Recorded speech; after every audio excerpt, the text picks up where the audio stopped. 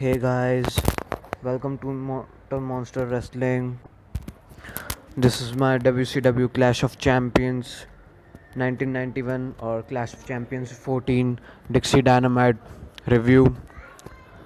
As I promised, there will be a video from the pay per view of 1990s 1991. So I did the Clash of Champions review, and it was not a good show. See, I'm 19 years old. I was not even born when this event took place, so I rewatched the matches, and and I know some of the people there, like Ricky Morton, Bobby Eaton, Horseman, Ric Flair, and Scott Steiner, Sting, Luger, etc. And I know some of them are great workers. I've seen their matches, but this pay-per-view was not that good. So let's start with it. First, first up, the opening match we have the Doom versus Sting and Lex Luger. In this was I think a rushed match. They started with Luger and Simmons. There were a lot of power moves in the starting. I think this match was about to go and it would be very good. But then Danny Spivey comes and interferes, which makes Sting to fight both of the guys of Doom alone, and he did it. But then there was a Luger hit a backdrop on one of the guys over the top rope, so it ends in a DQ. Because in the earlier matches there were rules that one cannot throw his opponent over the top rope. If he does, it will be result in a DQ. This match did not do anything, and it was a rush match. But after seeing that pay per view, it was one of the better matches of the pay per view. The next match we have is WCW TV title match between Tom Zenk versus Bobby Eaton. In we know how good of a wrestler Bobby Eaton is. I mean, he's just one of the one of the best wrestlers of the 80s. He was very good. Uh, but there was nothing in this match. Um, Eaton hit a knee drop from the top rope, which was beautiful. He also hit a beautiful neck breaker to Tom Zenk. Tom Zenk didn't do that much. He was not that good in this match. But the Eaton went for the hip toss after that neck breaker, and Tom Zenk turned it into the backslide for a pin, which was, I don't know what they were thinking. And in the replay, it was shown that was a controversy in this match, that Bobby Eaton was not actually pinned. He took his shoulder up before the 3 count. So I don't know what happened next, and I don't even want to know. Then next we have Fabulous Freebirds versus Tommy Rich and what was the other guy's name? Uh, I don't know whatever his name was, but that was bad. And we know how good Fabulous Freebirds were, but no, this was not that good. Next up we have Sid Vicious versus Jolly Megs. It was a squash match, but this was a really good squash match. Sid Vicious hits a powerbomb on Jolly and then pins him. People say that Sid Vicious is not that good of a worker, but I personally think he was a very good squash match worker. He and Kevin Nash were very good squash match workers. They would just beat the crap out of that jobber. And yeah, it was a very good squash match. So yeah, Sid Vicious won. Next up we have Ricky Morton versus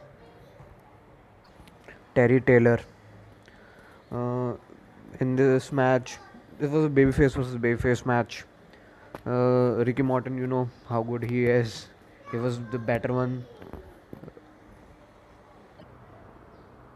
The finish of the Ricky Morton versus Terry Taylor match was not good.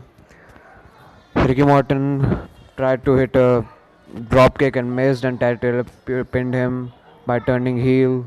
He turned heel by joining New York Foundation. The match, I was thinking this match would go good, but it turned out to be not that good. Next up, we had it was announced that Sting is the Pro Wrestling Illustrated Wrestler of the Year which he deserved. The next up we have Arn Anderson and Barry Windham, the two halves of the four horsemen. Sorry. It's just the horsemen are going right now, so I said horsewomen. So they are the halves of the horsemen versus Renegade Warriors. It was a squash match. The Renegade Warriors have the offense of on Barry and Windham. Arn Anderson looked shook. He was like, how can these guys even have that much offense? Then horsemen just treated them like jobbers. Arn hit a spinebuster and Barry Windham hit a suplex and Arn pinned one of them. Then we have Hanson versus Vader highlight package from AJPW, which they announced that the rematch will take place in WCW. Oh my god. I've seen one Stan Hansen versus Vader match in which Hansen clobbered Vader and popped his eye out. Oh my god. That was a very good match, very stiff match. Stan Hansen, Vader was stiff, but Hansen was on another level of stiffness. So next up we have Pillman versus Buddy Lee Park.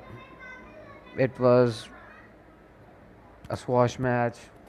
Pillman hit a flying crossbody and won. It was not good. Then we have a wrestling contest. It was bullshit. At this point, I was like, this pay-per-view. At this point, Backlash 2018 looked like one of the better pay-per-views. Then we have the main event for the WCW Heavyweight Championship. It was Ric Flair versus Scott Steiner. Scott Steiner was a babyface here. Scott Steiner, I heard, was on a very good role here. I mean, he was just beating guys and he was on the top of the talent. But people say that they knew that Flair was gonna win. But even if Flair was gonna win, they could make Steiner look at least good. It's not like Steiner did not have any offense here, but that match did not do any well. So what we have here is basically all Ric Flair matches where he would cheat and then had the advantage, but here he could not cheat because there was Rick Steiner in the corner of Scott Steiner. Flair hit an atomic drop, then hit a figure four, then had a figure four leg lock on Scott Steiner, but Scott Steiner reversed it and hit his finisher, Steiner liner, and it was just 5 minutes in the match. But that's where the match began to go down. Steiner did not pin him. It was a time limit draw match. Steiner did not pin him, and they just went on and on. Steiner hit a tiger driver on Ric Flair, but still they on the outside. But he just waited for Rick to. He just waited for the time to hit up. It was not good, and Rick did not sold the offense of Steiner that good. See, Meltzer said, one man asked the question to Meltzer, who is the best wrestler to ever step in WWE? He said 5 names. He said Flair, Steamboat, Hart, Shawn Michaels, and AJ Styles, and I completely agree with him. Flair is one of the best in WWE, and yeah, people can say Chris Benoit, Kurt Angle, and others, but no, I think those 5 are the top guys that have ever stepped foot in WWE. But the problem with Flair was that he always wrestled the same way as he wrestled in the 70s till 2008, his last match with Shawn Michaels. So that was the problem. He did not know how to take a bump. He also botched a tilt-a-whirl slam from Scott Steiner. That was the problem with Ric Flair. So yeah, that's how the pay-per-view ended. Overall, this was not a good pay-per-view. I think I should have reviewed Royal Rumble 1991, but yeah, I thought Hogan won it, so I need not do that. But okay, I did it and I reviewed it. It was not good. So thank you guys and have a nice day. On Monday there will be my top 10 John Cena matches of all time. Look for it. Thank you and have a nice day.